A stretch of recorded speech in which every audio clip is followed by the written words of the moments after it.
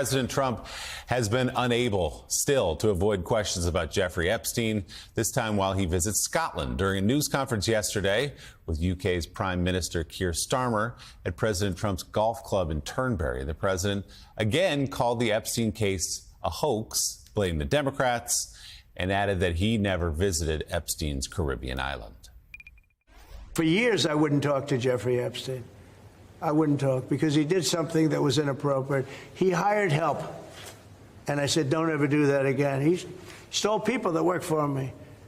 I said, don't ever do that again. He did it again. And I threw him out of the place, persona non grata. I threw him out, and that was it. I'm glad I did, if you want to know the truth. And by the way, I never went to the island.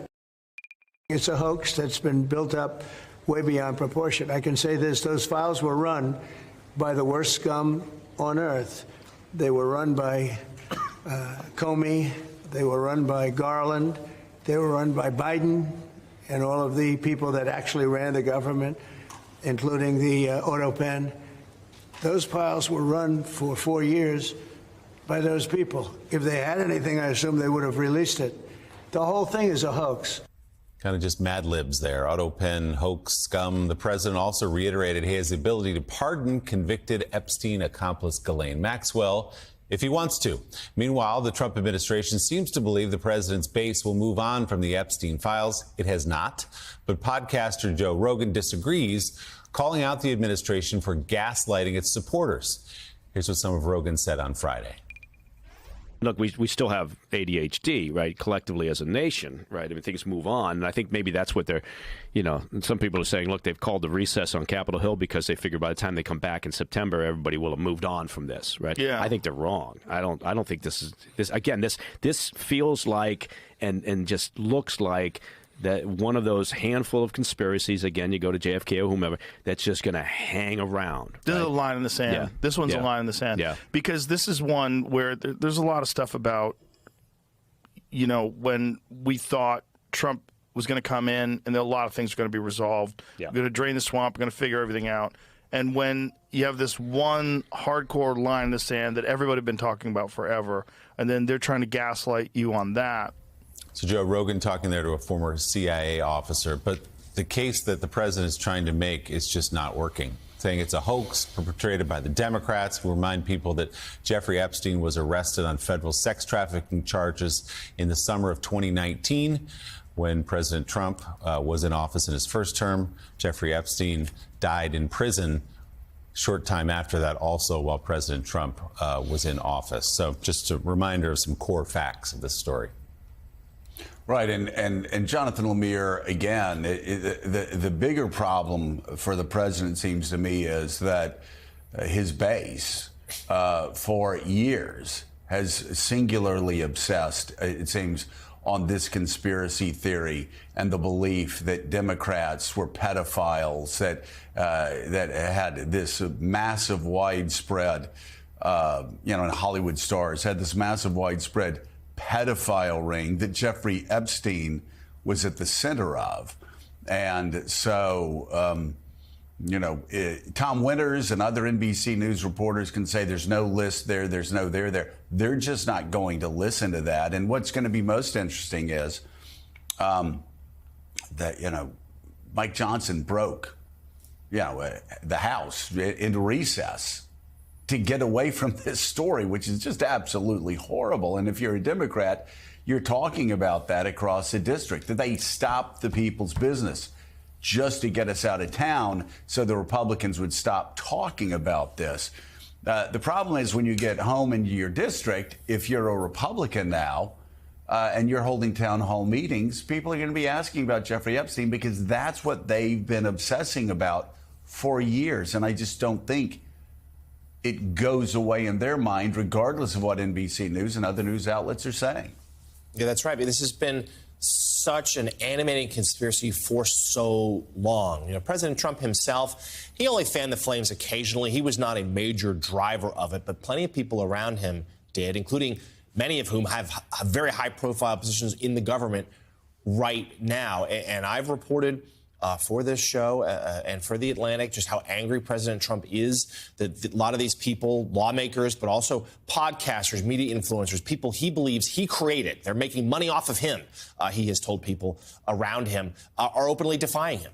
And that he can't get this to stop. And it's not going to go away. Those lawmakers are going to go home over this month after Johnson sent them away from here in D.C., and they're going to get an earful from constituents. And David Drucker, I mean, we have Speaker Johnson also showed defiance, though he sent them home, showed some defiance and said, like, well, look, we do need to get to the bottom of this, suggesting that if there are unanswered questions in September, that the House might need to take action. We know the Republican lawmakers threatening to do more. They've already issued subpoenas. And Ghislaine Maxwell is going to make an appearance, not public, but she's going to talk to congressional investigators in later next month. So despite the White House's efforts, this is not going to go away. And as we discussed on the show yesterday, if suddenly a pardon, something Trump has not ruled out, if a pardon were to come to Maxwell, that would suddenly, I think, only explode the situation further. Yeah, I don't see how Trump goes in that direction, but then again, he often goes in directions that don't make sense to people. Look, I think what's fascinating here is that you saw Trump there in that clip talk about the fact that, or posit that, I mean, look, if this thing was real, the Democrats would have used it against me. In other words, this is a conspiracy theory. If it were true, all of these other things would be happening. His problem is that every development in a conspiracy theory furthers the conspiracy theory for the people that believe it. I think Mike Johnson and House Republican leaders are trying to figure out what to do here. The going home early for the August recess was a delaying tactic. They don't actually want to break with Trump, and they don't want to actually, in a sense, go to war with Trump over this.